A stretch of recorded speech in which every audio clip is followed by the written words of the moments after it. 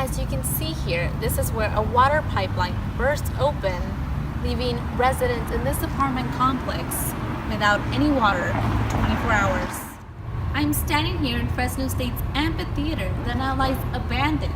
What once drew hundreds of crowds is now a piece of history. Residents in this apartment complex are not allowed to lock their doors, which means anybody can walk right in. Next time you're in need of a ride, don't hesitate to climb aboard the Bulldog Shuttle. Liz Juarez, Fresno State Focus. I'm right outside the alumni house here at Fresno State, where a man has been reported assaulting female students after they get out of their classes. El autobús de Fresno State, el Bulldog Shuttle, está aquí para servirles a todos los estudiantes que no tengan coche. Liz Juarez, Fresno State Focus. Mobile apps tend to tell people in different areas of life. Apps like Uber offers rides and even jobs. Reporter Nikki McCabe gets behind the wheel with an Uber driver and takes us along for the ride. We've been talking with construction management student Thomas Daly. He and his team built a tiny house to live a smaller, fuller life. Thank you for being with us, Thomas. You're welcome. The Fresno State Opera performed Lucinda y las Flores de la Noche Buena this past weekend to a crowd of young children and families who came to see the musical right here in our studio. Welcome back. I'm Liz Juarez with your sports report. It is still hard to believe that after a 67-year career, we will never again hear Vin Scully's voice calling a Dodger game. Scully began broadcasting with the Dodgers in the 1950s.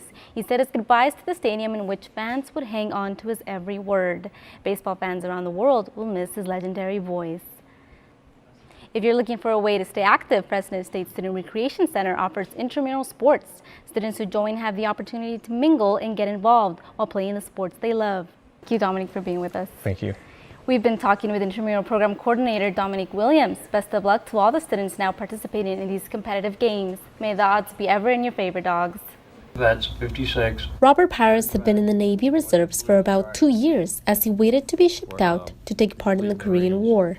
So I was held off, and then they postponed it, and the war was winding down.